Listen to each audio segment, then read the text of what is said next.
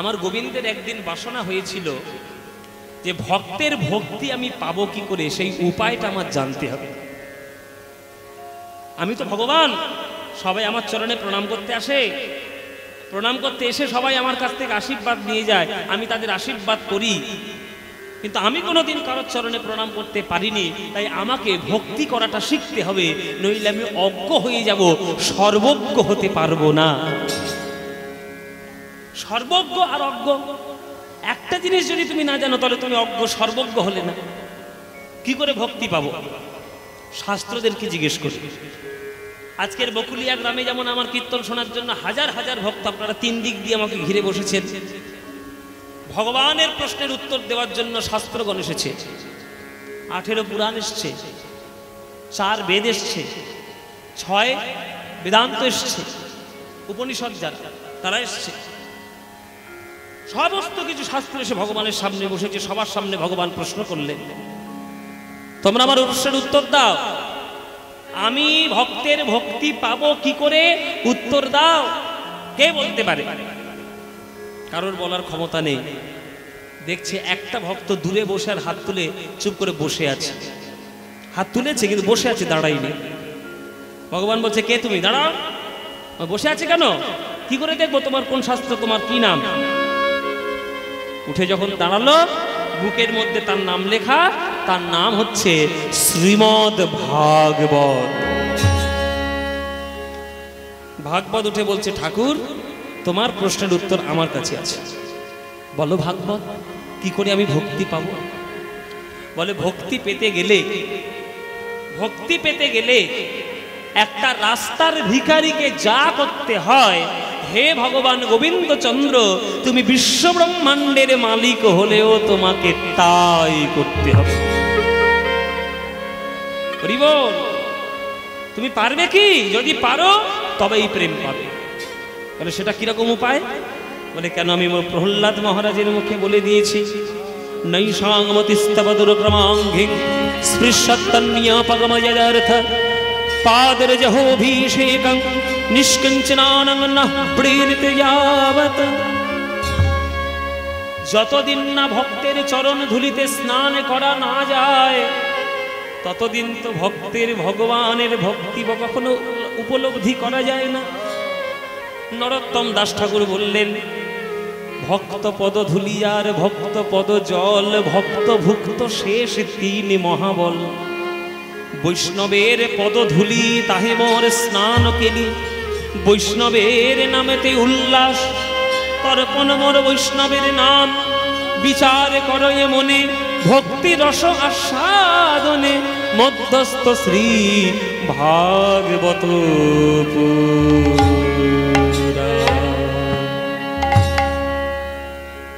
ভগবান তো পড়লেন বিপদে, কার চরণ ধরবো রে বাবা? যার চরণ ধরতে যাবো সেই তো যাবে, নরকে চলে যাবে, কারো চরণ তো ধরতে পারবো না। তাহলে এমন একজনের চরণ ধরতে হবে, যার চরণ ধরলে আমার ভক্তিটাও পাওয়া হবে আর তার নরকেও যাওয়া হবে না। তাহলে কে সেই ভক্ত? লক্ষ লক্ষ কোটি কোটি ভক্তের মধ্যে একটা ভক্ত খুঁজে পাওয়া গেল, সেই ভক্তের নাম হলো বামাংশ সংভূতা শ্রীমতী রাধা রানী হলেন সেই ভক্ত।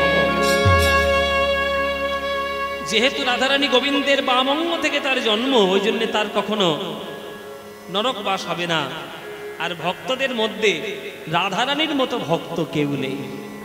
ওই জন্যই তো মায়েরা মান লীলা হয়েছিল বৃন্দাবনে। নইলে ভুল করে নাকি চন্দ্রাবলীর কুঞ্জে কৃষ্ণ চলে গেছে রাত্রির বেলায়, এটা যারা যুক্তিবাদী শ্রোতা তারা মানবে কি বাবা? যুক্তিবাদী এখন তো কীর্তনিয়াও বেরিয়েছে, আর যুক্তিবাদী এখন শ্রোতারাও বেরিয়েছে। হাতে ফেসবুক থাকলে আর ইউটিউব থাকলে মনে করে যে আমি বিরাট বড় পণ্ডিত হয়ে বসে আছি, যাকে তাকে যা তা বলে দেওয়া যায়, আর যা শাস্ত্র নিয়ে যা ইচ্ছা কমেন্ট করে দেওয়া যায়। এত সোজা নয়। হাতে ফেসবুকটা পেয়েছো বলে তুমি পণ্ডিত রবীন্দ্রনাথ হয়ে গেছো, এমন কথা মনে করার কোনো কারণ নেই, কোনো কারণ নেই। ভগবান গোবিন্দচন্দ্র ভুল করে চন্দ্রাবলীর কুঞ্জে গেছে, এটা মানা যায়? এটা মানা সম্ভব বাবা?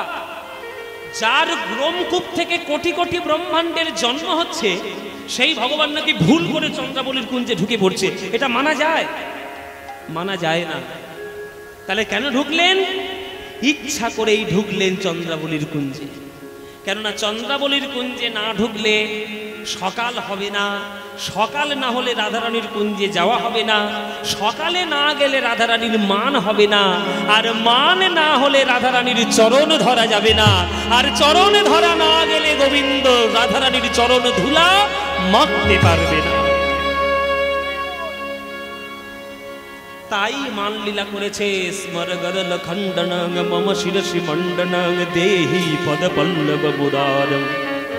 হে রাধে, তোমার চরণ রূপী পল্লব আমার মাথাতে মস্তক ভূষণ কর। ওই রাধারানীর চরণের ধুলো গায়ে মাখলো গোবিন্দ। আহা, ধুলো মাখার এমন গুণ, রাধারানীর চরণের স্পর্শে ধুলোগুলো পর্যন্ত সোনা হয়ে গেছে। আর সেই সোনার ধুলো গায়ে মেখে বৃন্দাবনে ছিল কালো কানাই, আর নবদ্বীপে হলো ফর্সা নিমাই। বৃন্দাবনে ছিল মূর্খ কানাই, নবদ্বীপে মহাপণ্ডিত কানাই। বৃন্দাবনে ছিল পাকা কানাই, আর নবদ্বীপে আজান উলম্বিত ভুজৌ সোজা গৌর। তাই একটা ভক্তের চরণ ধুলি মাখতে পেরে যদি বাঁকা হয় সোজা, মূর্খ হয় পণ্ডিত, কালো হয় ফর্সা, তাহলে সকল ভক্তের চরণ ধুলি মাখতে পারলে আমার কি না কি হতো তোমরা বলে দাও। হরি বল বাবা। দেখতে পাচ্ছেন সিদ্ধান্ত কোথায়? এসব সিদ্ধান্ত শুনতে হয়, এসব সিদ্ধান্ত আমি পড়েছি বাবা। এসব সিদ্ধান্ত আমাদের যিনি বক্তা, যিনি আমাদের এইভাবে বলেছেন, তিনি হচ্ছেন আমাদের পাটবাড়ির একটা বিরাট বড় পণ্ডিত মানুষ, তার নাম কেদারনাথ রায়। তার বাবাজি নাম হচ্ছে কৃষ্ণানন্দ দাস বাবাজি। ওনার ভাগবত পাঠ যদি আপনারা শুনতেন, আমি তো চোখে দেখিনি, আমি তো তার রেকর্ড শুনেছি আর বইটা পড়েছি। সংকলিত ভাগবতী কথা আমাদের পাটবাড়ি থেকে বই পাওয়া যায়। এক একটা প্রসঙ্গ এইরকম মিষ্টি হতে পারে আমাদের ধারণাই ছিল না।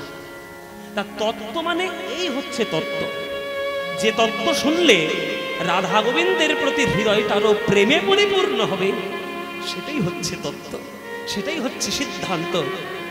বহু দূর দূরান্ত থেকে সকল ভক্তগণ একত্রিত সমবেত হয়েছেন প্রাণ গৌর গোবিন্দের লীলামৃত মাধুরী পান করবেন বলে।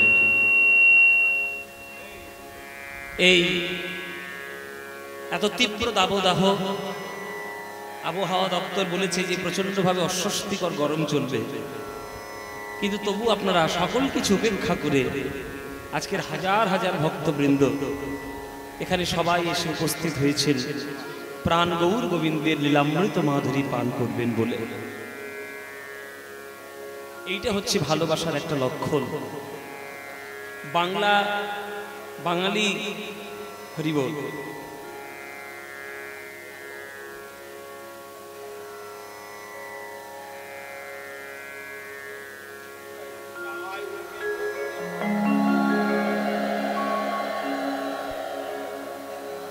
যতদিন বাংলা সঠিক সুস্থ মানবিকতায় থাকবে, কীর্তন তারা ভালোবাসবে না, এটা হতেই পারে না। আপনাদের আশেপাশে তো আমি বহু আসর একসময় গান করেছি, আমি জানি আপনারা কীর্তনকে কত ভালোবাসেন। তাই বহু দূর দূরান্ত থেকে সবাই ছুটে এসে আপনারা কীর্তনের আসরে বসে। এই যে কীর্তন আমরা যার জন্য পেয়েছি, সে হলো আমার নিমাই, আমার গৌরাঙ্গ মহাপ্রভু। আজকের গৌরাঙ্গ মহাপ্রভু কৃপা করেছিলেন বলেই হাজার হাজার ভক্তবৃন্দগণ আজকে আপনারা শুনতে পাচ্ছেন এই কীর্তন গান। যে প্রসঙ্গ এখন আমরা আস্বাদন করব, উত্তর গোষ্ঠ লীলা, অষ্টকালীনের একটা অতি গুরুত্বপূর্ণ একটি লীলা, ঘরে ফেরার গান। গৌর হরির ঘরে ফেরার গান, কৃষ্ণের ঘরে ফেরার গান, আর আমাদের জগৎ থেকে আপন ঘরে ফেরার গান। তাই উত্তর গোষ্ঠ হচ্ছে একেবারে সব থেকে বাস্তবিক লীলা, অষ্টকালীন লীলার মধ্যে সব থেকে বাস্তবিক সত্য লীলা। বলছে এই মহাপ্রভুর জন্য যে কীর্তন আমরা পেয়েছি, জগতে তিন ধরনের পুরুষোত্তম এসেছেন। তিন ধরনের পুরুষোত্তমের কাছে আমরা তিন ধরনের আদর্শ আমরা দেখতে পেয়েছি। ত্রেতা যুগে ভগবান এসেছিলেন শ্রী রামচন্দ্র রূপে, তিনি হলেন মর্যাদা পুরুষোত্তম ভগবান শ্রী রামচন্দ্র। দাপর যুগে এলেন কৃষ্ণ রূপে, কৃষ্ণ হলেন লীলা পুরুষোত্তম ভগবান শ্রী কৃষ্ণচন্দ্র। আর আমাদের বাঙালির ভাগ্যে এই কলিযুগে যিনি জন্মগ্রহণ করলেন তিনি হলেন প্রেম পুরুষোত্তম ভগবান শ্রী গৌরচন্দ্র। এমন অবতার আর কখনো হবে না। তো বলছে লীলা পুরুষোত্তম, মর্যাদা পুরুষোত্তম আর প্রেম পুরুষোত্তম। এই তিন পুরুষোত্তমের লীলা কথা যদি আমরা শ্রবণ করতে পারি সঠিক মন দিয়ে, তাহলে আমাদের প্রেম হবেই হবে, এতে কোনো দ্বিধাদ্বন্দ্ব দ্বিচারিতা নেই। এই যে আপনারা কীর্তন শুনতে বসেছেন, তার দয়া হয়েছে বলে আজকের আপনি কীর্তন শুনতে বসেছেন। তিনি যদি দয়া না করতেন আজকের কীর্তন শুনতে আসতেন? গোবিন্দ দাস ঠাকুর বলেছে যে কমল দল জল জীবন টলমল ভজহু হরি পদ নীতিরে। কমল দল জল জীবন টলমল ভজহু হরি পদ নীতিরে। পদ্ম ফুলের পাতায় যেমন জল কখনো স্থির থাকে না, তেমনি দেহরূপ পদ্ম পাতায় প্রাণরূপ জল কখনো স্থির থাকে না। কখন পড়ে যায় কেউ জানে না।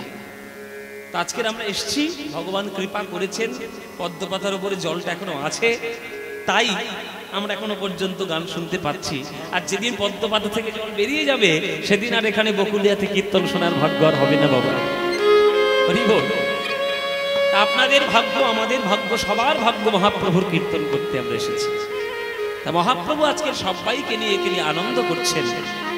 আনন্দে লীলাময় বিগ্রহায় হে মাভ দিব্য ছবি সুন্দরায় তস্मै মহাপ্রেম রসপ্রদায় চৈতন্য চন্দ্রায় নমো নমস্তে।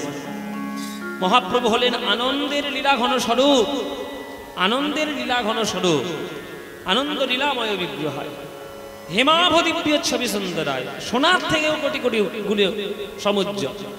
পৃথিবীর সমস্ত খনি থেকে সোনা নিয়ে আসো, একদিকে দাঁড় করিয়ে দাও আর পাশে গৌরচন্দ্রকে দাঁড় করিয়ে দাও। যারা গৌর অনুরাগী ভক্ত হবে তারা কোন সোনা ছুঁইবে?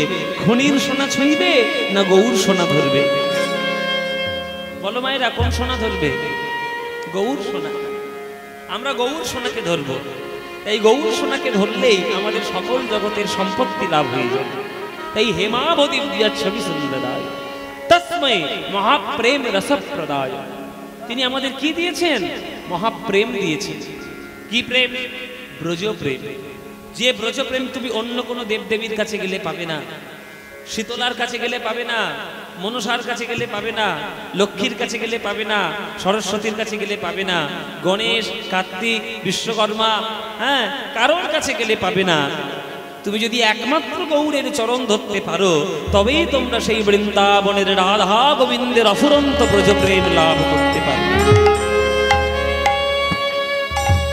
আমরা এক একটা দেবদেবীকে ডাকি এক একটা জিনিস লাভ করার জন্য। লোকে লক্ষ্মী পুজো কেন করে? যাতে ব্যাংকে টাকা পয়সা বাড়ে।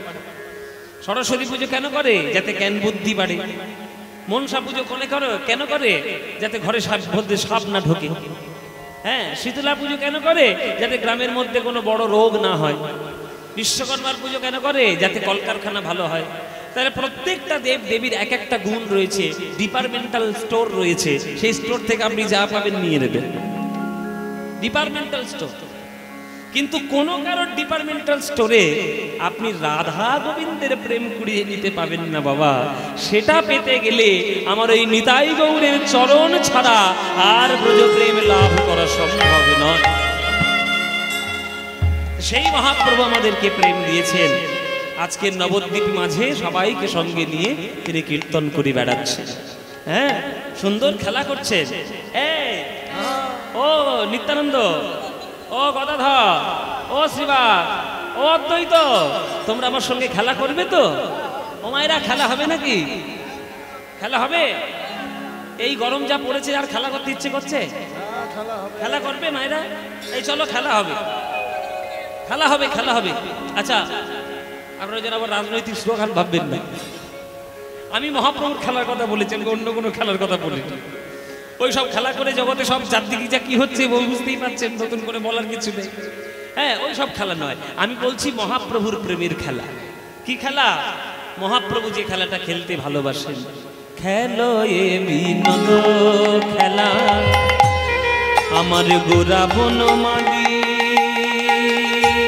বনমালী বনমালী, খেলো এ বিনোদ খেলা গোরা বনমালী,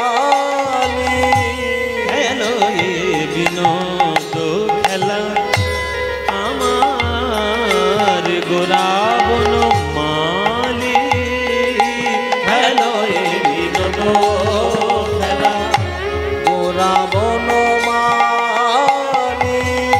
পুলিন বিহার করে ভকত মণ্ডলী, পুলিন বিহার করে ভকত মণ্ডলী, ও পুলিন বিহার করে ভকত মণ্ডলী, পুলিন বিহার করে ভকত মণ্ডলী।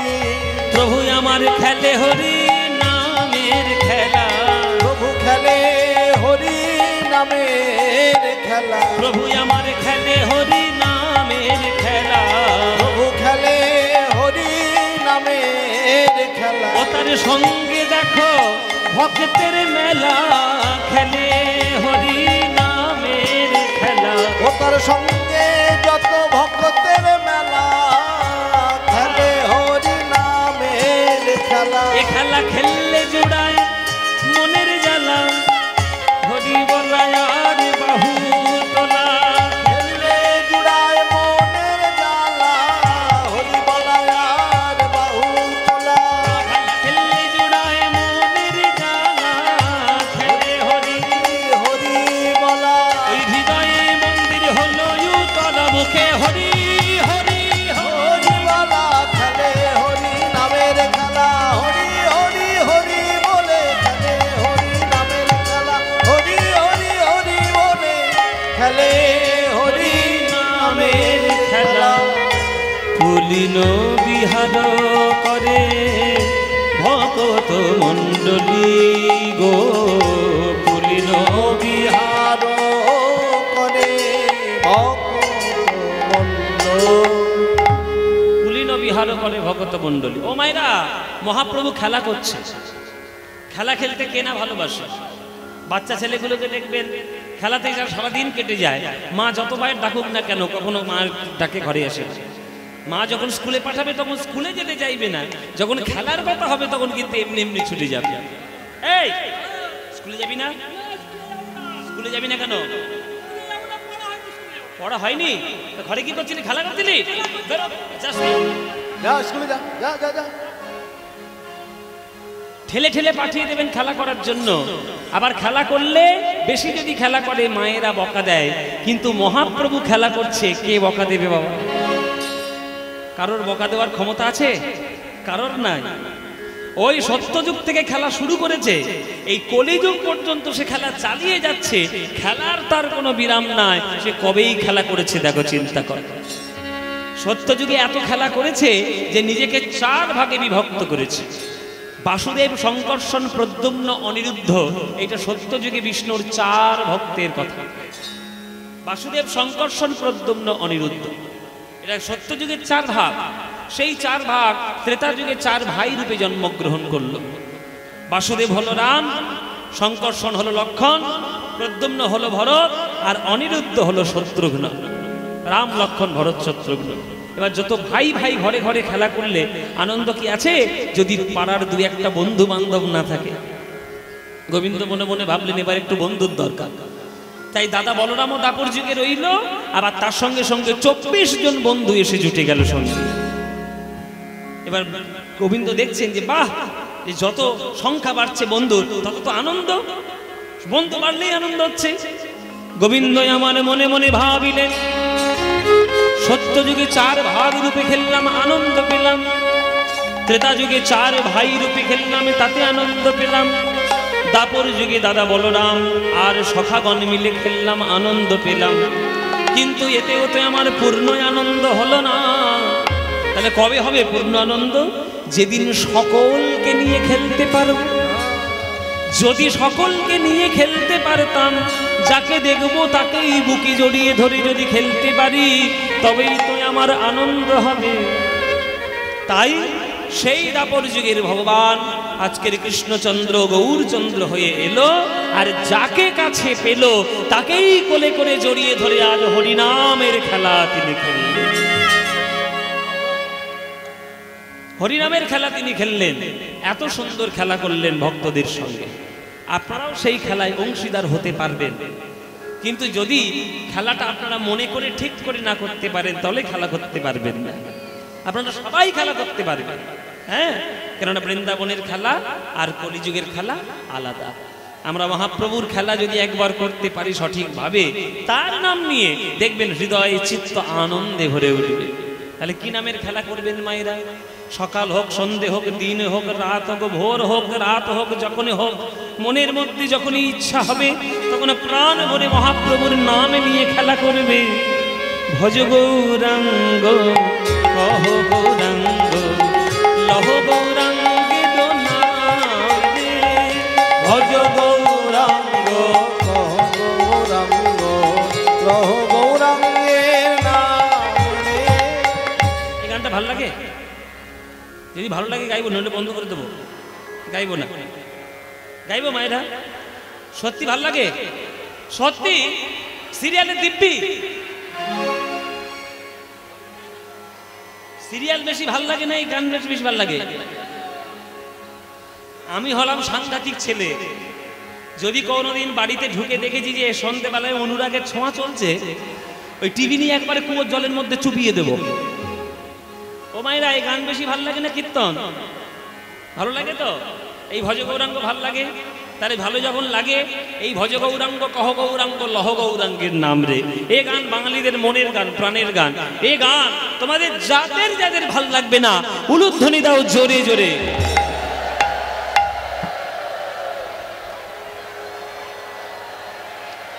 এই বাড়ি যাবো, চল গাড়ি স্টার্ট কর, বাড়ি যাবো, বাড়ি যাবো, বাড়ি।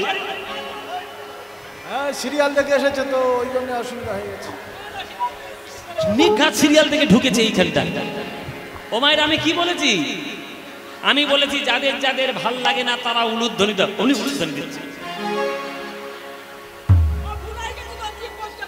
ভুল হয়ে গেছে বলে জিভ ফসকে বেরিয়ে গেছে। ও মায়েরা, ভুল হয়েছে তো স্বীকার করছো? তাহলে যখন ভুল করেছে, এবার স্বীকার করেছে যখন, তাহলে এবার শুধরে নাও। এইবার যাদের যাদের এই গানটা ভালো লাগে, এইবার উলুধ্বনিটা তারাই দাও দেখি। না না, ভালোবাসো। ভুল করে দিয়ে ফেলেছে কি করবে? তা ভালো যখন বাসো, এই করতালি দিয়ে এই গানটা আমার সঙ্গে সবাই মিলে কর, এমন জোরে জোরে করবে, হ্যাঁ, এমন জোরে জোরে করবে যাতে এইখান থেকে পুরো সেই বর্ধমান টাউন পর্যন্ত চলে যাবে। করতালি দিয়ে গান করুন আপনারা। ভজ গৌরাঙ্গ কহ গৌরাঙ্গ লহ গৌরাঙ্গের নাম রে। বলো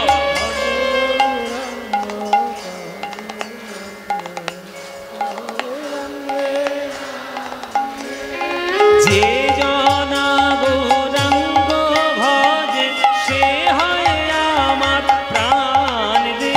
বলো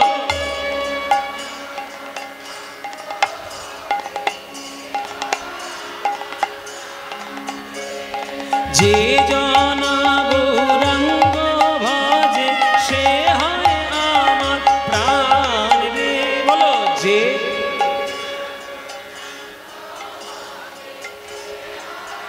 বাহ বাহ।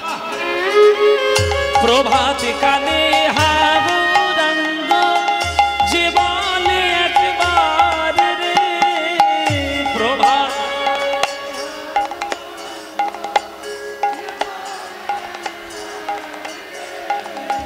সেই জন আমার হয়, আমি হই তার রে।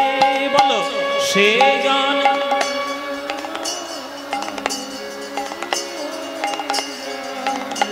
তুলে ভজ গৌরাঙ্গ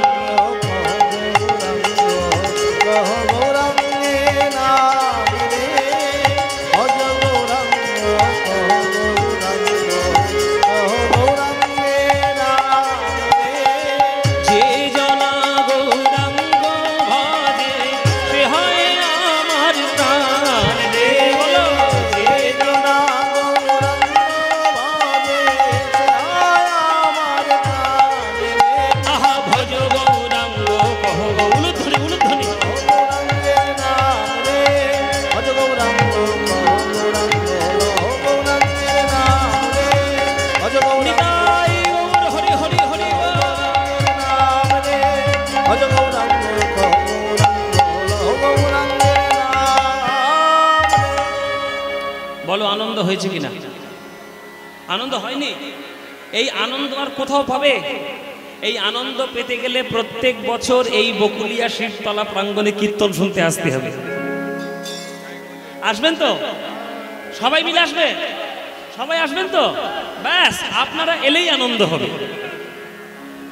আমার কি বলেন শুনতে পাচ্ছি না। প্রতি বছর আসে কে? আমি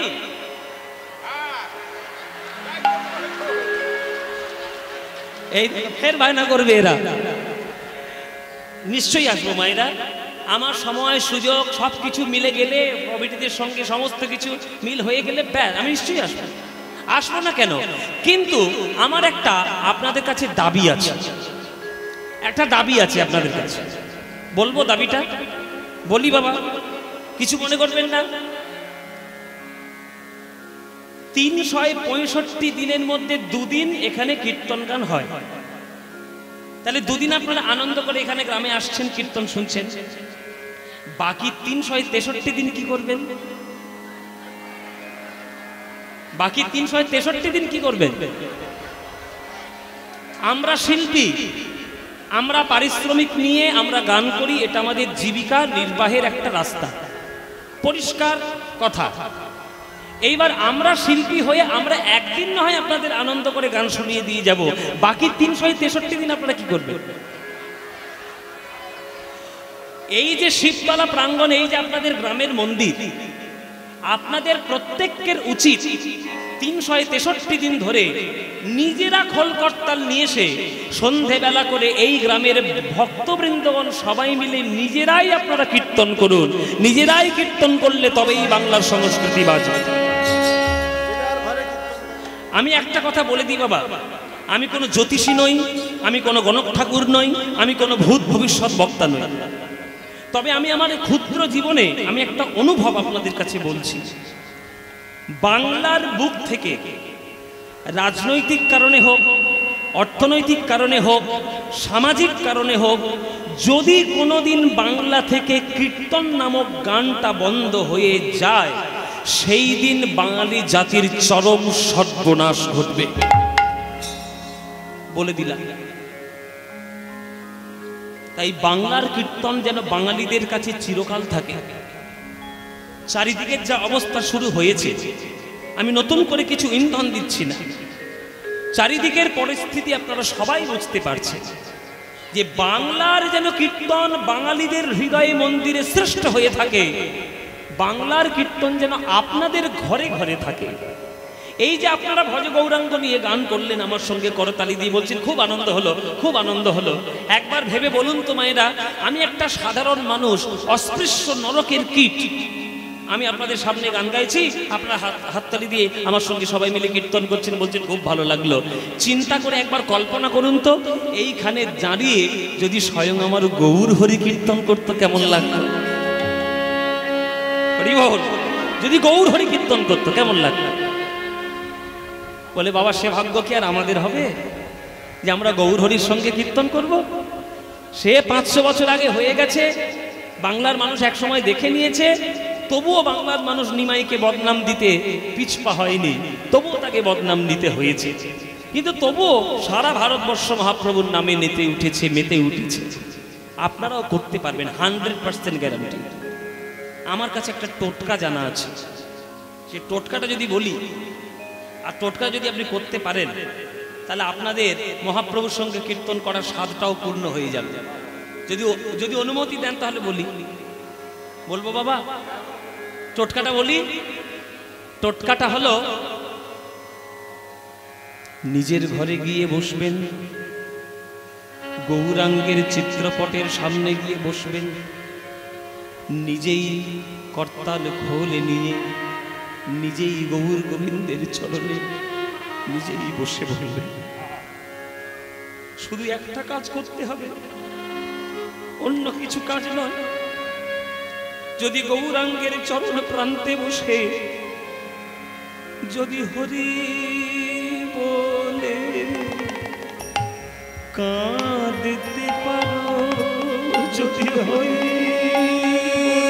বলে কাঁদতে পারো, যদি হরি বলে কাঁদতে পারো, যদি হরি বলে কাঁদতে পারো, তোমরা মহাপ্রভুর খেলা সাথী হবে।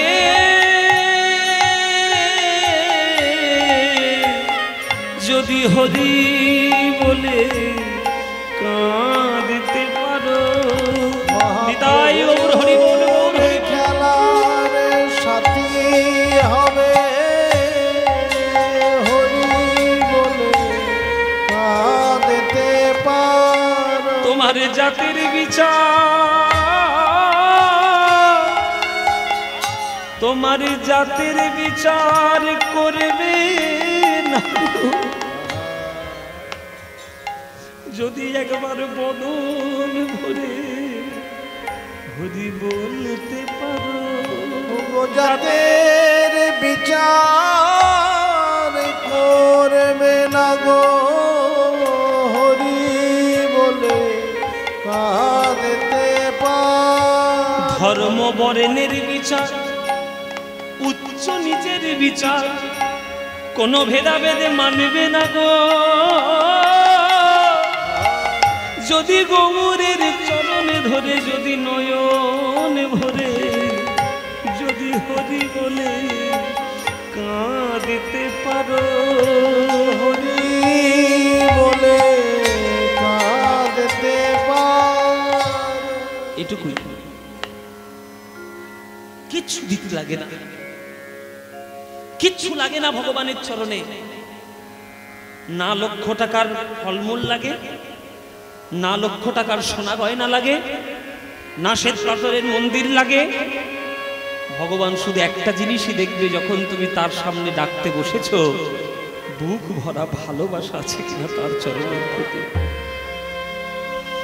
পত্রাং পুষ্পাং ফলং তোয়ং यो मे ভক্তা প্রযচ্ছতি তদহং ভক্তি উপরিতমস্মামি প্রজতাত্মন। পাতা দাও, ফুল দাও, ফল দাও, কিচ্ছু দেখবো না, শুধু দেখবো যে হৃদয়ের মধ্যে ভক্তি আছে, আর কিচ্ছু লাগবে না। সেই গৌরচন্দ্র যিনি ছিলেন বৃন্দাবনে কৃষ্ণচন্দ্র, এক সময় সে গরু চড়াতো, আর আজকের এই নবদ্বীপের ধুলাই এসে সে হাতে পায়ে ধরে কীর্তন বিলাচ্ছে। এক সময় সে মাঠের মধ্যে খেলা করত, আজকের নবদ্বীপে এসে ভক্তদের সঙ্গে কীর্তন দিচ্ছে। তার সেই কৃষ্ণচন্দ্র গৌরচন্দ্র এক, সে ছিল লীলা পুরুষোত্তম, আর এ হয়েছে প্রেম পুরুষোত্তম। আপনারা সেই প্রেমের মর্যাদা যদি না বোঝেন, তাহলে নিমাইকে আর কি করে ভালোবাসবেন বাবা? তাই ভালোবাসতে গেলে তার ওই কীর্তনের পথে চলতে হবে। কেননা খেলোয়াড় একই, খেলাটা আলাদা। খেলোয়াড় একই, খেলা আলাদা। যারা আপনারা খেলা দেখতে ভালোবাসেন তারা বুঝবেন। হঠাৎ করে বিরাট কোহলি যদি আমাদের মাঠে নেমে ফুটবল খেলতে শুরু করে, তাহলে ভক্তরা কি ভুলে যাবে যে এটা বিরাট কোহলি নয়? আশ্চর্যে পড়ে যাবে যে ক্রিকেট খেলার লোক আজকের ফুটবল খেলছে কেন। তাই ভক্তদের কাছে ফাঁকি দেওয়া চলবে না বাবা। যে গরু চড়িয়ে বেড়াতো, সে আজকের খোলকর্তাল পিটিয়ে হরিনাম কেন বিলাচ্ছে, শুধু এইটাই লোকের আশ্চর্য প্রশ্ন। তাই বৃন্দাবনের খেলা আলাদা, নবদ্বীপের খেলা আলাদা। বৃন্দাবনের খেলা ছিল গোধন চারণ, বৃন্দাবনের খেলা ছিল গোধন চারণ, আহা বৃন্দাবনের খেলা ছিল গোধন চরণ, বৃন্দাবনের খেলা ছিল গোধন চারণ। আর নবদ্বীপের খেলা হলো নাম সংকীর্তন। হোলি যুগের খেলা হলো নাম সংকীর্তন, হোলি যুগের খেলা হলো নাম সংকীর্তন, হোলি যুগের খেলা হলো নাম সংকীর্তন। ও মধুর বৃন্দাবনের খেলা ছিল মুরলী বাদন, বৃন্দাবনের খেলা ছিল মুরলী বাদন, আহা বৃন্দাবনের খেলা ছিল মুরলী বাদন, বৃন্দাবনের খেলা ছিল মুরলী বাদন। আর নবদ্বীপের খেলা হলো মৃদঙ্গ বাদন। হরি খেলা হলো মৃদঙ্গ বাদন, হোলি যুগের খেলা হলো মৃদঙ্গ বাদন। বৃন্দাবনের খেলা ছিল মাঠে দৌড়া দৌড়ি, বৃন্দাবনের খেলা ছিল মাঠে দৌড়া দৌড়ি, বৃন্দাবনের খেলা ছিল আরে বৃন্দাবনের খেলা ছিল মাঠে দৌড়া দৌড়ি, বৃন্দাবনের খেলা ছিল মাঠে দৌড়া দৌড়ি। আর নবদ্বীপের খেলা হলো ধুলায় গড়াগড়ি, হোলি যুগের খেলা হলো ধুলায় গড়াগড়ি। ভক্তপদ ধুলি যে ভক্তপদ ধুলি, তাহে মোরে স্নান কেলি ভক্তপদ ধুলি, তাহে মোর সানো কেলি ভক্তপদ ধুলি, তাহে মোরে স্নান কেলি ভক্তপদ ধুলি। তাহে মোর সানো কেলি ভক্তপদ ধুলি। বৃন্দাবনের খেলা ছিল সিংহাবাদন, বৃন্দাবনের খেলা ছিল সিংহাবাদন, বৃন্দাবনের খেলা ছিল সিংহাবাদন, বৃন্দাবনের খেলা ছিল সিংহাবাদন। কলি যুগের খেলা হলো হরি নামে তেরোরন। এই কলি যুগের খেলা হলো হরি নামে যদি হরি বলে কাঁদতে পারো, যদি হরি বলে কাঁদতে পারো, তোমার জাতের বিচার করবে না গো। যদি হরি বলে কাঁদতে পারো, বিচার করবে না গো, হরি বলে আরেকটা আছে বলে মহাপ্রভুর খেলায় সাথী হবে, যেমন সাথী হয়েছিল জগাই মাধাই, যেমন সাথী হয়েছিল চাপাল গোপাল, যেমন সাথী হয়েছিল চাঁদ কাজী, যেমন সাথী হয়েছিল আমার হরিদাস ঠাকুর, তেমন মহাপ্রভুর খেলায় তোমরা সাথী হবে, হরি বলে কাঁদতে পারো। মহাপ্রভুর খেলায় সাথী হবে, হরি বলে কাঁদতে পারো। খেলা করতে করতে হঠাৎ আমার মহাপ্রভুর নয়ন পড়েছে পশ্চিম আকাশে, পশ্চিম আকাশে। সন্ধ্যাবেলায় পশ্চিম আকাশের দিকে তাকালে কি দেখতে পাবে? লাল টকটকে সূর্য অস্তমিত, সে অস্তে যাচ্ছে, আবার আগামীকাল সকালে উঠবে। আজকে সকালবেলা হ্যাঁ খুলে দাও খুলে দাও, ও যা আছে সব খুলে দাও। এত ভক্ত এদের আমরা কি করব বলো? ওই প্যান্ডেল ফ্যান্ডেল ছেড়ে দাও সব, শুধু মাথার উপরে কিছু একটা থাকলেই হলো। তারা কাপড় টাপড় লাগিয়ে প্যান্ডেল করেছে, ভক্তরা এসে সব ছিঁড়ে ফেলছে, আর কি হবে? বলে এইটাই হচ্ছে সার্থকতা, এটাই সার্থকতা কর্তৃপক্ষদের। যে কর্তৃপক্ষদের এটা খুলতে ওদের কষ্ট হলে ওদের মনে মনে কিন্তু আনন্দই হচ্ছে যে এত ভক্তগণ আমাদের গ্রামে আজকের কীর্তন শুনতে এসছে, যে আমাদের প্যান্ডেলটা খুলে ফেলতে হচ্ছে। এটাই তো মহাপ্রভুর পথ, এটাই তো মহাপ্রভুর আনন্দ। চেয়েছিল 500 জন আসবে, এসে গেছে 5 কোটি, এইটাই না আনন্দ।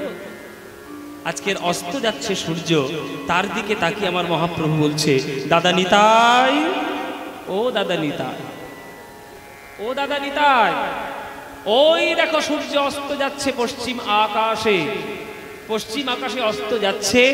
আর সেই অস্তের দিকে তাকিয়ে আমার মায়ের কথা বড্ড মনে পড়েছে দাদা, আর আমার ভালো লাগছে না হরিনাম করতে। সেই সকালবেলায় মার কোল থেকে আমি চন্দন মেখে হরিনাম করতে বেরিয়েছি। সারাদিন হরিনাম করতে করতে কি করে কেটে গেল আমি বুঝতেই পারলাম না। এই দেখো এইবার সূর্য অস্ত যাচ্ছে, আর ভালো লাগছে না, আর ভালো লাগছে না, আমি এবার বাড়ি যাব। আমি বাড়ি যাব, আমি বাড়ি যাব। দিবা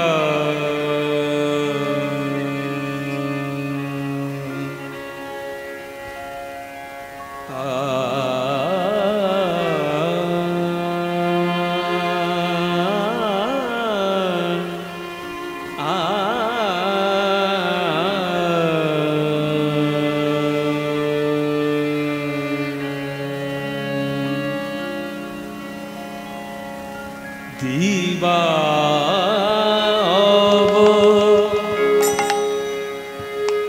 অবসান হে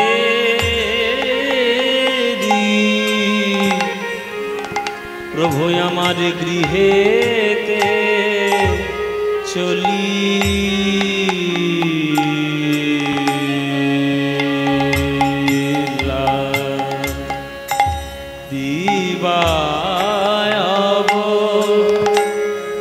অবসান হে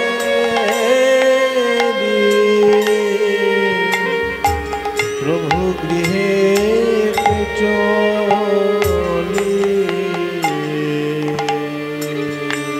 আহা, খুব মন দিয়ে শুনবেন মায়েরা। দেবা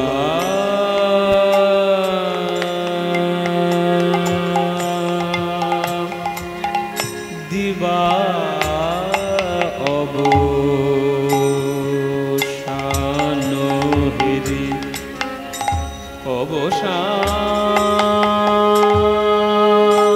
অবসান হেরি অবসান হেরি গৃহেতে চলিলা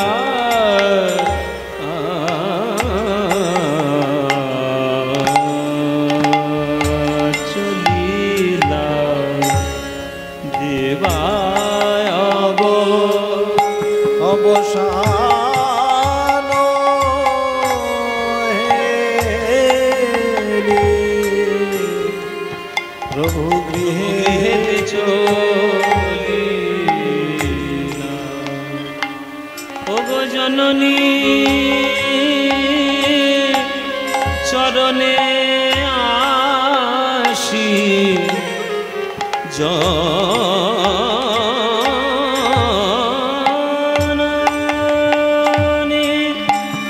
জননী মা আমার মা মা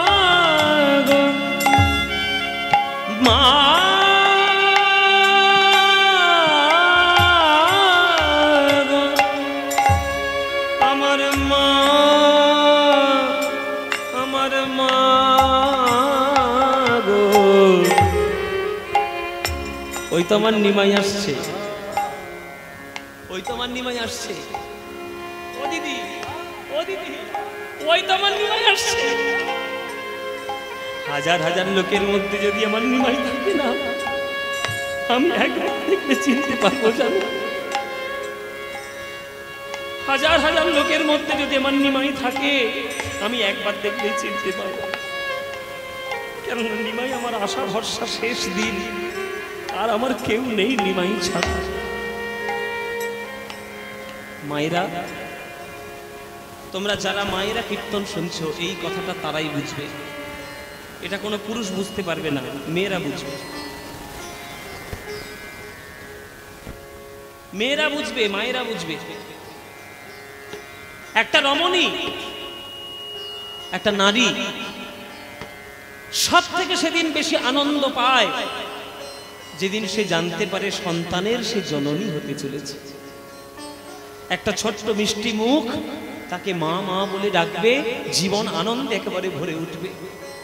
প্রত্যেকটা রমণীর বাসনা যে সন্তানের কোলে মাথা রেখে যদি মরতে পারি, জীবন আমার ধন্য হয়ে যাবে।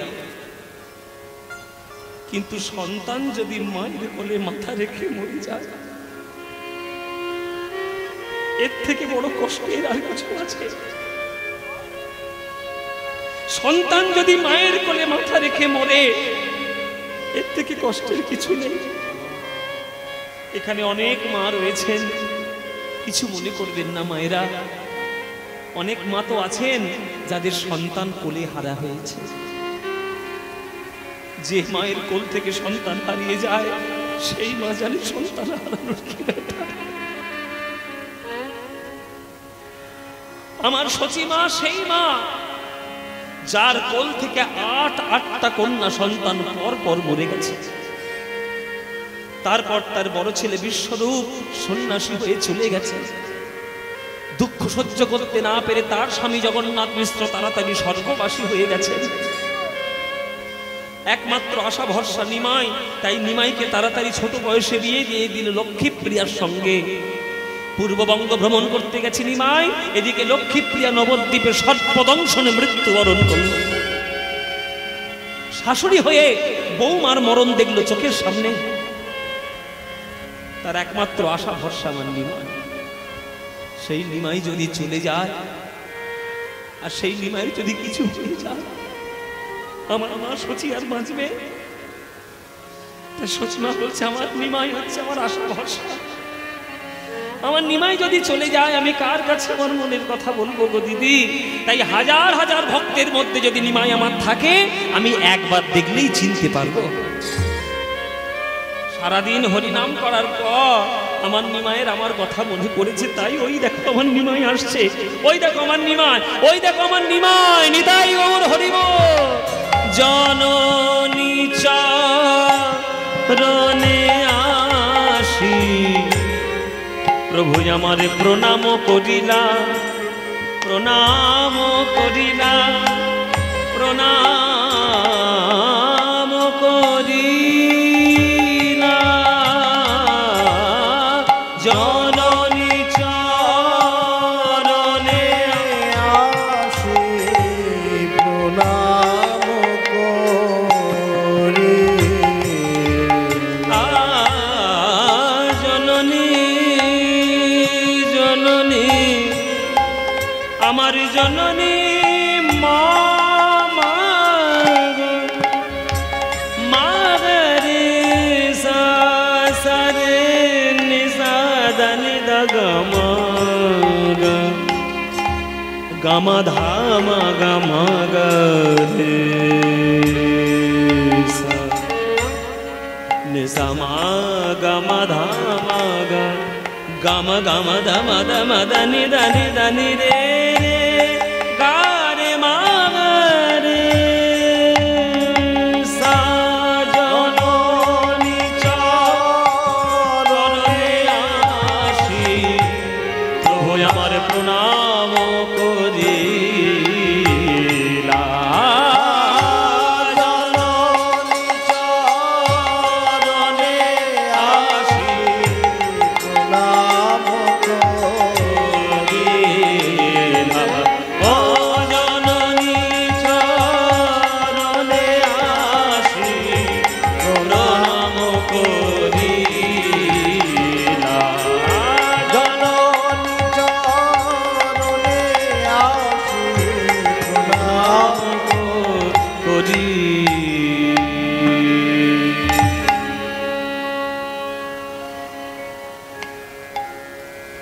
একেবারে উপুড় হয়ে প্রণাম করছে সচিমায়ের চরণে। মা মাগো জননী জন্মভূমিশ্চ স্বর্গাদপি গরীয়সী। জননীর চরণ স্বর্গের থেকেও অনেক বড়। এই সন্ধ্যাকালে মাগো তোমার চরণে প্রণাম জানাচ্ছি, তুমি আমাকে একটা আশীর্বাদ করো। বলো বলো তুমি আমার আশীর্বাদটা দেবে কিনা? সচিমা বলছে নিমাই রে, এই অভাগিনী মায়ের কাছে আর কি বা বাকি আছে তোকে আমি আশীর্বাদ স্বরূপ দেব? বল বাবা তোর কি দরকার?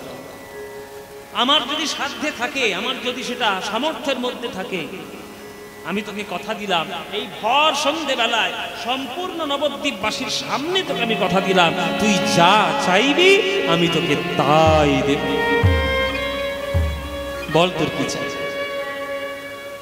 প্রভু আমার চরণে জড়িয়ে ধরে মায়ের চরণে প্রার্থনা জানিয়ে বলছে, মা গো আমি কিছুই চাই না, তোমার চরণ ধরে শুধু একটা মিনতি করি, তুমি আমায় এই আশীর্বাদ দাও।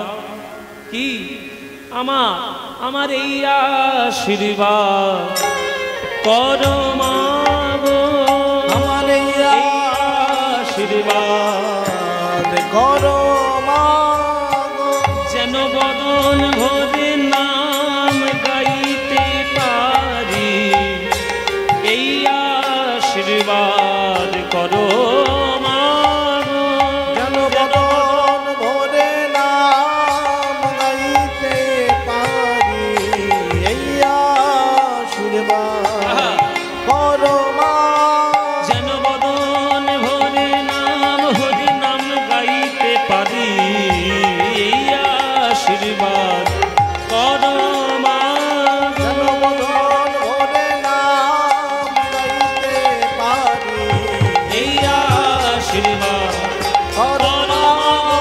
যেন বদন ভরে নাম গাইতে পারি, হরি হরি হরি বলে বদন ভরে গাইতে পারি। কৃষ্ণ কৃষ্ণ কৃষ্ণ বলে বদন ভরে নাম গাইতে পারি, রাধে রাধে রাধে বলে এই আশীর্বাদ করো মা গো। বলে নিমাই, আমি কি তোকে কোনোদিন হরিনাম করতে বাধা দিয়েছি বাবা? বলি হরিনাম করলে যেমন নিজের মঙ্গল হয়, তেমনি হরিনাম করলে জগতেরও মঙ্গল হয়। নে বাবা, আমি তোকে প্রাণ ভরে আশীর্বাদ দিলাম, তুই যত পারিস হরিনাম কর। এই আশীর্বাদটা করতে গিয়ে সচি মামার চোখ দুটো বন্ধ করেছে। ও মায়েরা, এতক্ষণ তো নিমাইকে দেখে মায়ের চোখ দুটো জলে ভরা ছিল।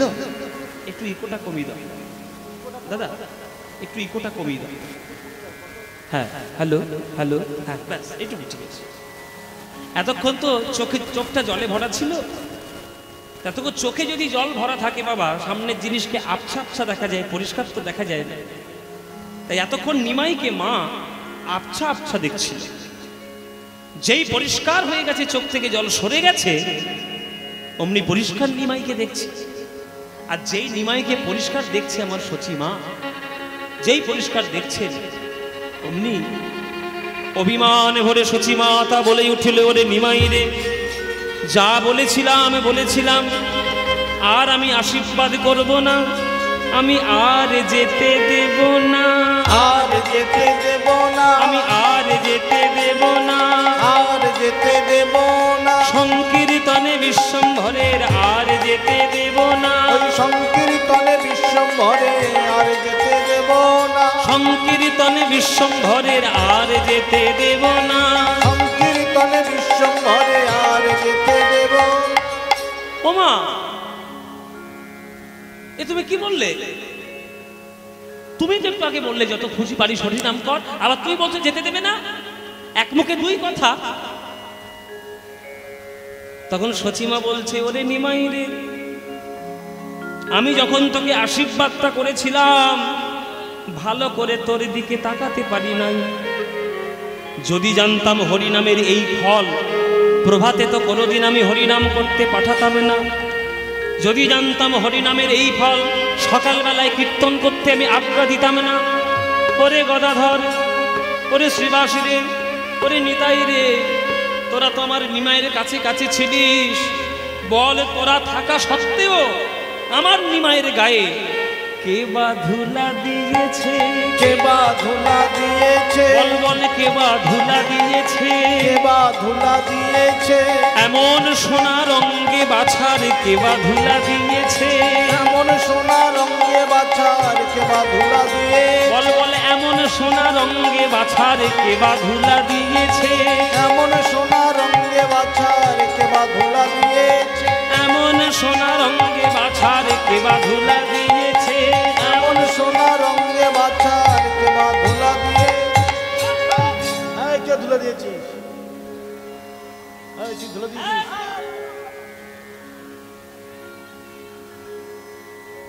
কোথায় গেছিলিস নিমাইকে ছেড়ে? তোরা থাকা সত্ত্বেও আমার নিমাইয়ের গায়ে ধুলো লাগলো কি করে?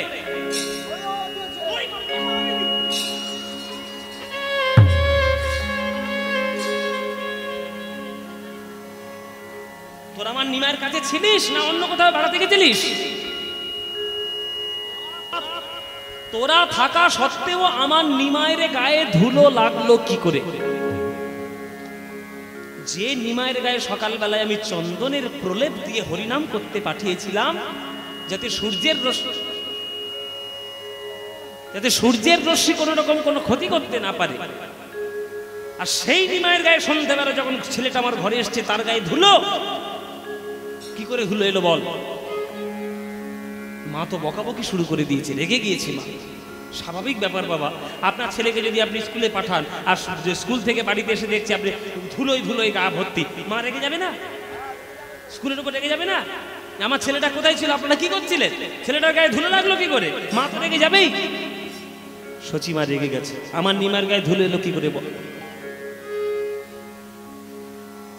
তখন গদাধর আস্তে আস্তে করে মার কাছে এসে বলছে, মা তুমি আমাদের বকা দিচ্ছ কেন?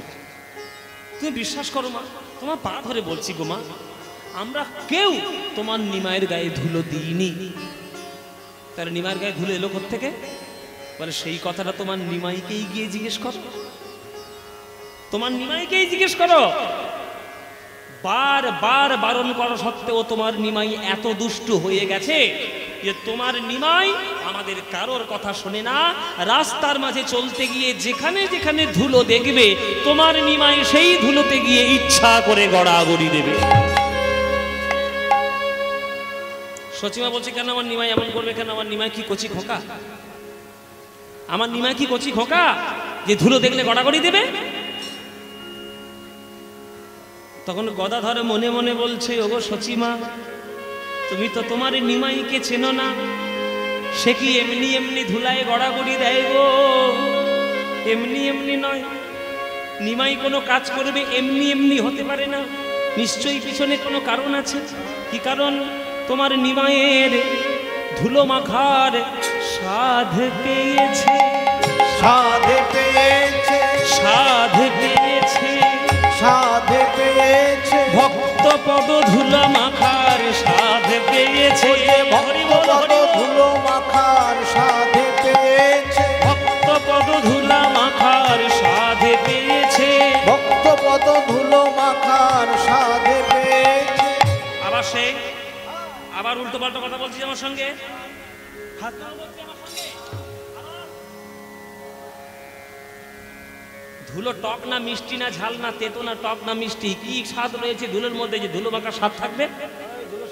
ও মায়েরা, এই যে ফুসফুস গুজগুজ করছো, ধুলো মাখার স্বাদ কিরকম বলো দেখি? টক না মিষ্টি না ঝাল না তেতো?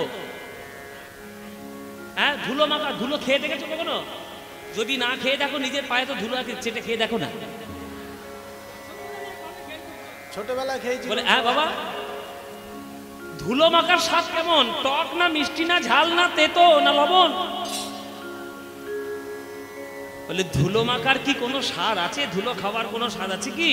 এখানে স্বাদ শব্দের অর্থ দন্তের শয় বয় আকার দ স্বাদ নয়, এখানে দন্তের শয় আকার ধ স্বাদ, ইচ্ছা বাবা শোনা।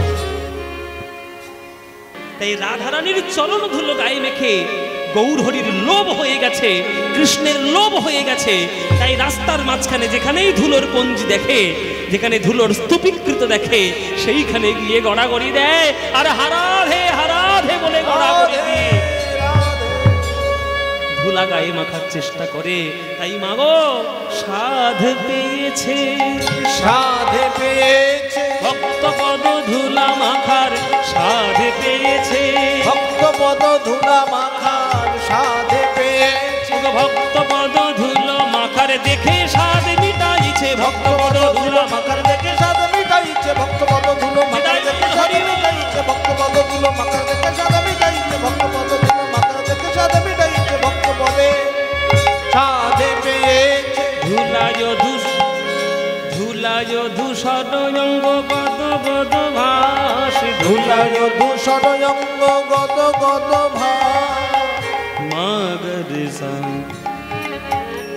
গামা ধামগর সা গম গম দদ মদ মদ মদ মদ মদ মদ মদ মনে নিদ নিদ মদ মনে নিদ নিদ মদ ম গম গম গম দদ মদ ম গম গর সা গম গম ধাম গ মনি নিদ ম গ গম ध नि रे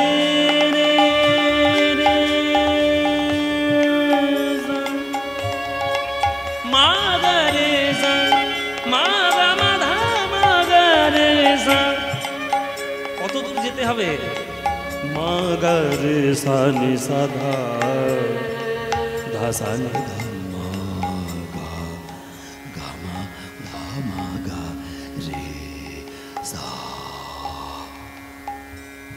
এতটা নিচে আবার অতটা উপরে মাগা মাধা মাগা রে সা মাগা রে জানি রে নি রে রে দামা গামা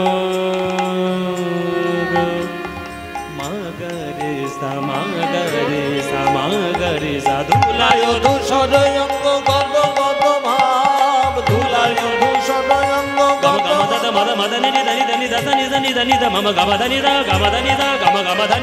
ধুলায় ধূসর অঙ্গ গদ গদ ভাব,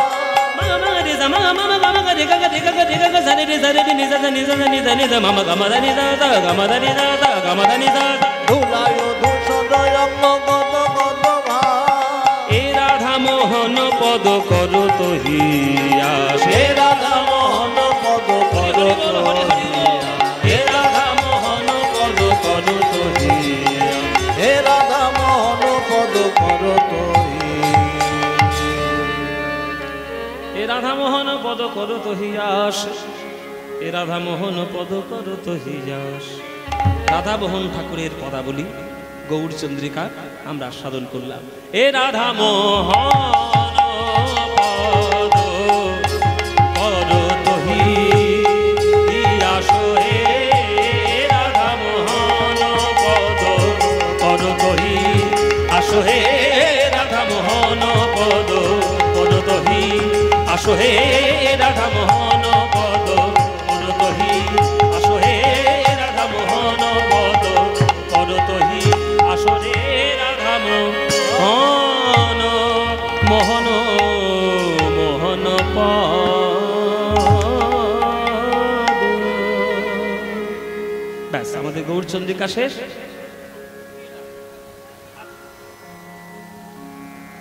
গৌরচন্দ্রিকা শেষ হয়ে গেল, আমরা গৌরচন্দ্রিকা রাখলাম। এইবার আমরা উত্তর গোষ্ঠ দেখার জন্য আমরা বৃন্দাবনে যাব, সবাই মিলে আমরা বৃন্দাবনে যাব।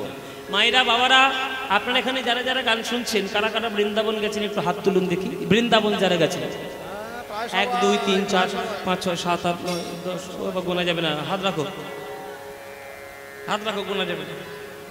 বেশ অনেকেই বৃন্দাবনে গিয়েছে। বৃন্দাবনে গেলে কি বলতে হয় মায়েরা? হ্যাঁ কি রাধে রাধে, সে কি কথা? কৃষ্ণ কৃষ্ণ বললে হবে না? হরি হরি, গৌর গৌর, হরে কৃষ্ণ, জয় গুরু, রাম রাম, কিচ্ছু বললে হবে না, কিচ্ছু বললে হবে না। কি বলতে হবে? রাধে রাধে। তা চলুন আজকে আমরা যখন উত্তর গোষ্ঠ করবো, তাহলে আমরা একটু লীলার মধ্যে বৃন্দাবনে যাব। হ্যাঁ, বৃন্দাবনে আমরাও যাব। তো চলো আমরা সবাই মিলে বৃন্দাবন যখন যাব, বৃন্দাবন যাওয়ার একটা ভজন গাইতে গাইতে কি গাইবো নাকি গাইবো না বাবা? গাইবো বাবা, ভজন একটা গাইবো। আচ্ছা বাংলা গাইবো না হিন্দি গাইবো? বাংলা গাইবো। বেশ বেশ, বাঙালি লোক, আমরা বাংলাই গাইবো। তো চলুন একটা বাংলা গানের মধ্য দিয়ে আমরা বৃন্দাবনে যাই। একটা জনপ্রিয় প্রচলিত গান, সেই গানটা গাইতে গাইতে আমরা বৃন্দাবনে যাই। তার আগে একটা আপনাদের কাছে, সবার কাছে কর্তৃপক্ষের তরফ থেকে অনুরোধ। কিছু কিছু লোক থাকে যারা শুধুমাত্র সমালোচনা করার জন্যই হয়তো জন্ম নিয়েছে। এই সমালোচনাটা মহাপ্রভুকেও শুনতে হয়েছে যে নিমাই নাকি ঘর চালানোর জন্য, সংসার চালানোর জন্য মা আর বউয়ের মুখে অন্ন তুলে দেওয়ার জন্য কীর্তনের দল পাঠিয়েছে। কিন্তু মহাপ্রভু কোন সম্পত্তি দিতে এসছে এটা তো আর তারা বুঝতে পারেনি। যখন সেই নিমাই সন্ন্যাস হয়ে নবদ্বীপ ছেড়ে চলে এলো আপনাদের এই কাটোয়ায় কেশব ভারতীর আশ্রমে সন্ন্যাস নিতে, তখন নবদ্বীপের লোকরা মাথা ঠুকে ঠুকে কাঁদছে যে এইবার আমাদের কি হবে গো, নিমাই আমার চলে গেল।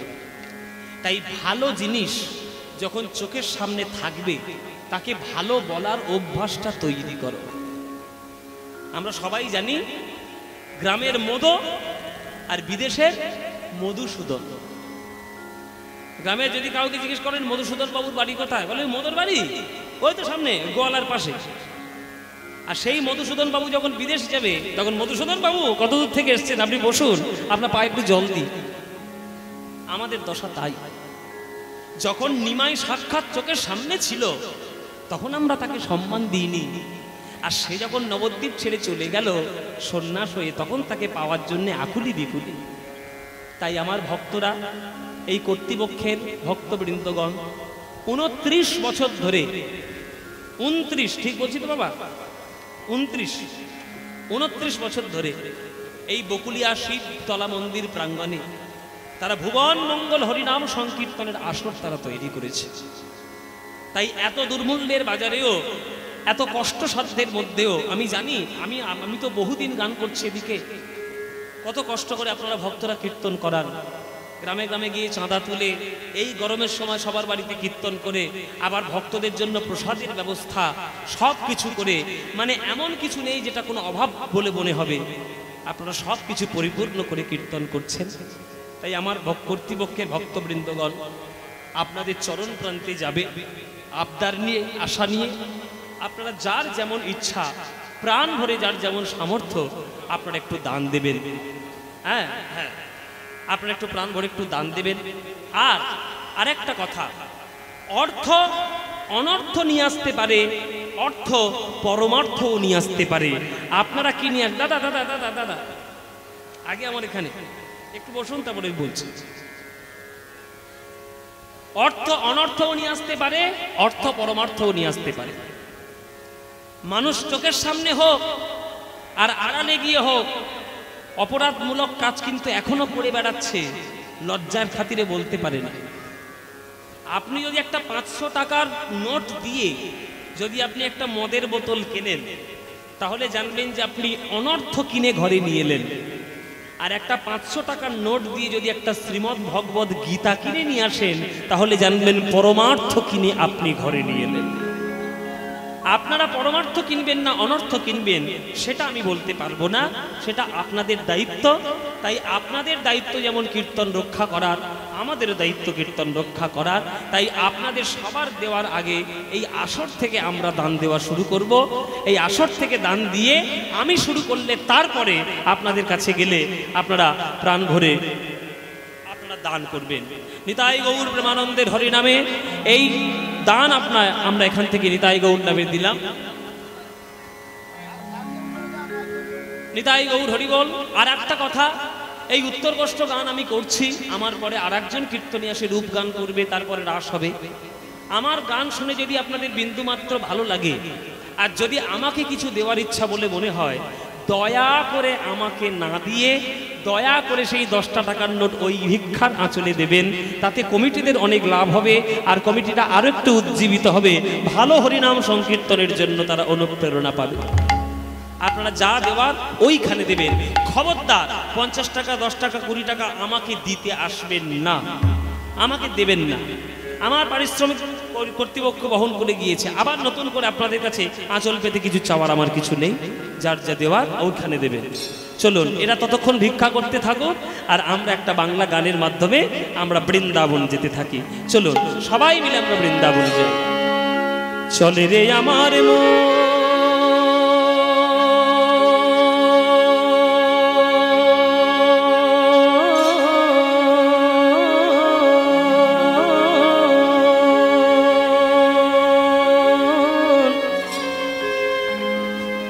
মধুর বৃন্দাবন,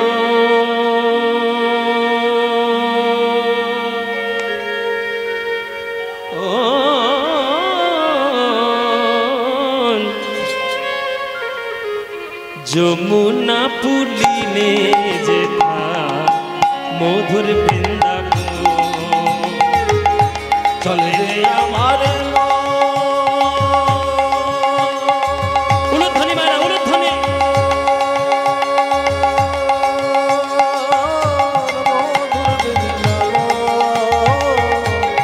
যমুনা পুলিনে যেথা মধুর বৃন্দাবন। চলবে আমার মধুর বৃন্দাবন। যমুনা পুলিনে যেথা মধুর বৃন্দাবন। ওরে মনরে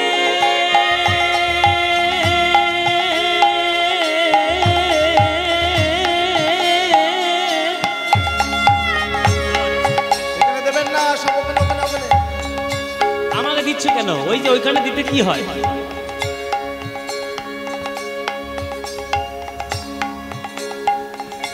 ওরে মনরে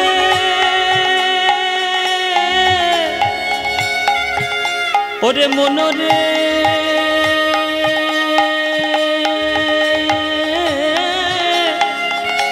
ওরে মনরে চলে রে আমার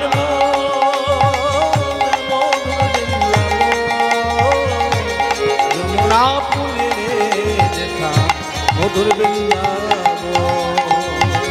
চলে রে আমার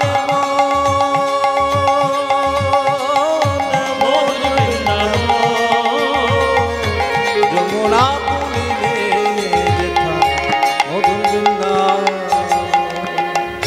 সেথায় যাবি প্রেম কুড়াবি। বৃন্দাবনে গেলে কি পাবো বাবা? সেথায় যাবি প্রেম কুড়াবি, আর রাধা কৃষ্ণের দেখতে পাবি।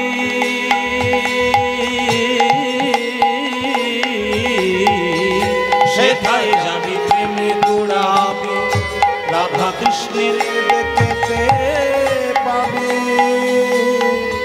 রে মা পানি দানি দানি দানি বাদা মা পানি দা পা মা পা। আহা।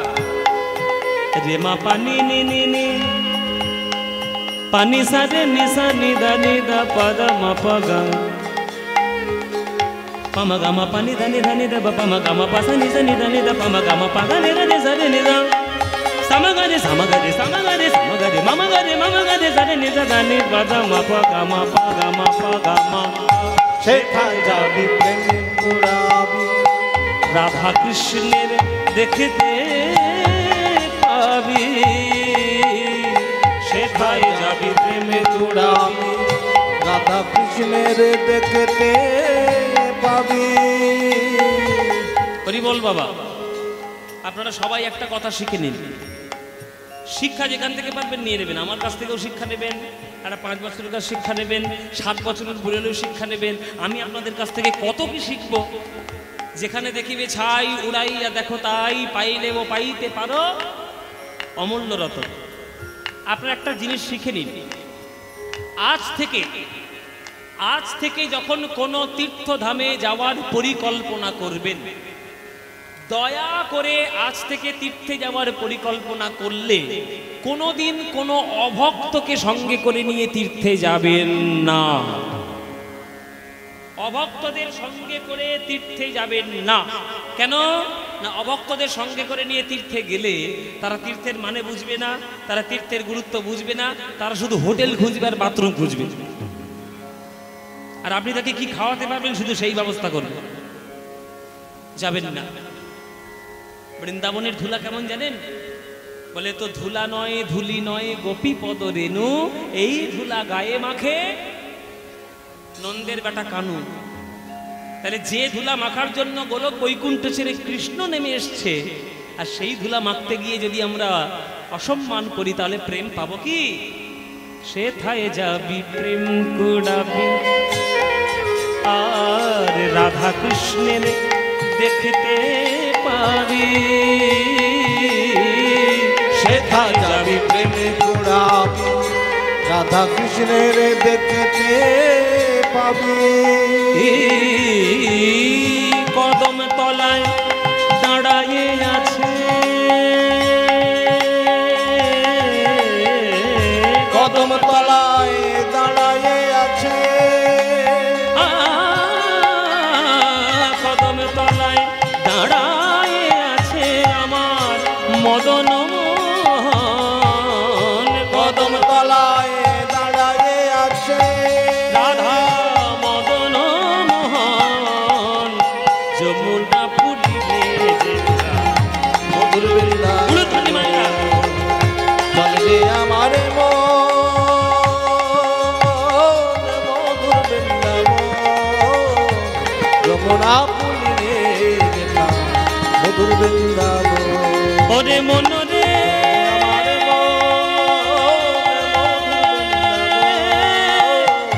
যমুনা পুলিনে যেথা